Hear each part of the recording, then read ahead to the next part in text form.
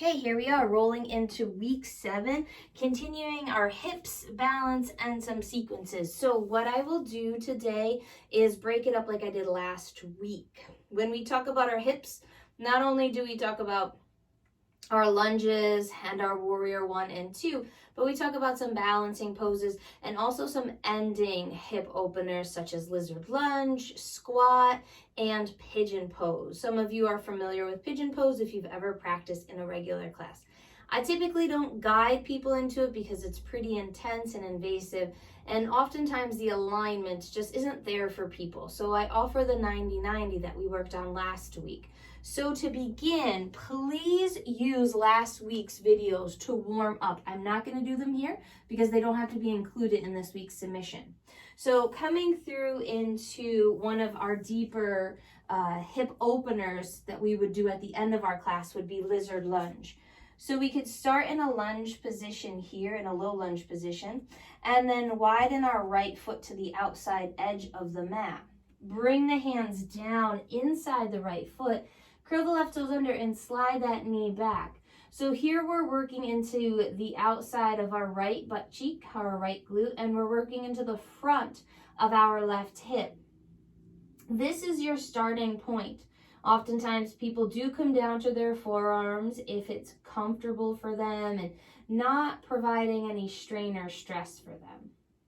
From here, a typical transition could be into that pigeon pose by walking the right leg across the top of the mat, letting it open to that 90-degree angle and keeping the left leg straight behind you.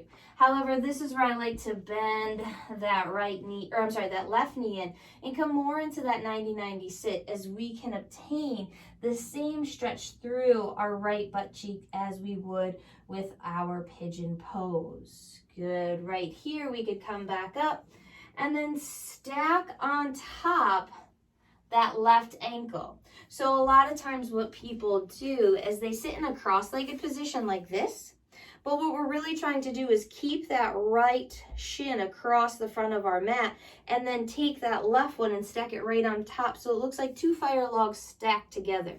This is called double pigeon pose, okay? So this is a pretty intense hip stretch. I don't expect you guys to do it, but if you want to explore it, by all means, go ahead. And then if you have questions, obviously let me know.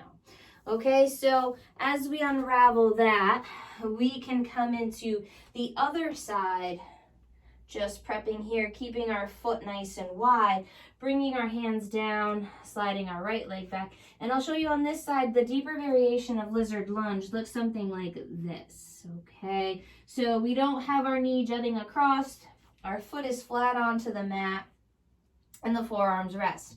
Again, we can walk that leg across the mat, bringing it into that pigeon shape, but more preferably bringing it up into that 90-90 sit where we again attain the same thing through the left hip. Bringing ourselves back up, you'll see how I have my left leg stacked right across as I gather my right foot and bring it on top. Some people like to sit up tall here, others like to hinge and fold forward. Again, it's more of movement from your hips using our hip hinge that we learned in week 2, I believe, versus that rounding and slumping forward. Good. From here, we can cross our ankles and come up. Working on our squat. So the squat is pretty difficult because a lot of times our hips are just not prepared to come this deep and have our feet flat. So if you find that becoming an issue, bring your heels together, bring your heart up. Think about a baseball player or a softball player in the catcher position. This is how they would typically stand. So just to get used to your hips opening, you could start to widen your feet as you get more comfortable and then bring the heels down to the earth as it feels best for you. Coming up, put your hands on the ground. Give yourself a little shake here and release, lengthen out. Bring your feet together and then press your body up to stand. Reach your arms all the way up into the sky and then bring your hands right into the center of your heart. So typically the variation of this, the sequence of this would not go like this. So we started off on the ground because that's where we were.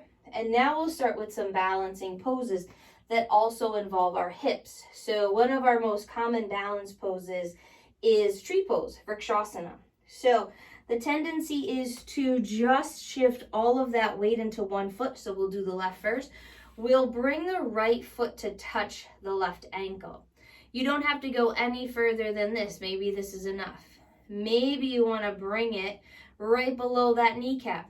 Maybe it rests somewhere in between, or maybe it rests all the way up.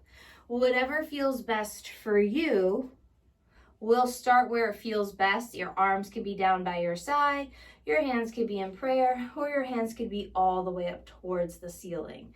Bringing everything back to center, giving everything a little shake. Moving on into what we call figure 4 balance pose is we bring that right knee up, externally rotate that knee, sit into half of our chair pose, and again, feel kind of that pigeon pose stretch here, bringing our hands into prayer. Good, taking ourselves up, bringing ourselves back, and switching to the other side. Another balancing pose would be dancer's pose. So working more of the front of the hip. The knee would bend towards the seat and we'd reach for the inside of the foot. Lifting our opposite arm up towards the sky. It's a resist towards the hand from the foot as we reach out through the fingertips forward. Bringing everything back into center, releasing and letting go. So there's so many more things that we could do with balance, so many more things that we can do with our hips, but we're not really prepared right now, and those are the basic things. So as we sequence a fuller class, you'll see how everything flows together, but this will get you started with some terminology, with some awareness of what these poses are and where to go from there. Okay, so just submit me like 2 seconds in each pose and we shall be good.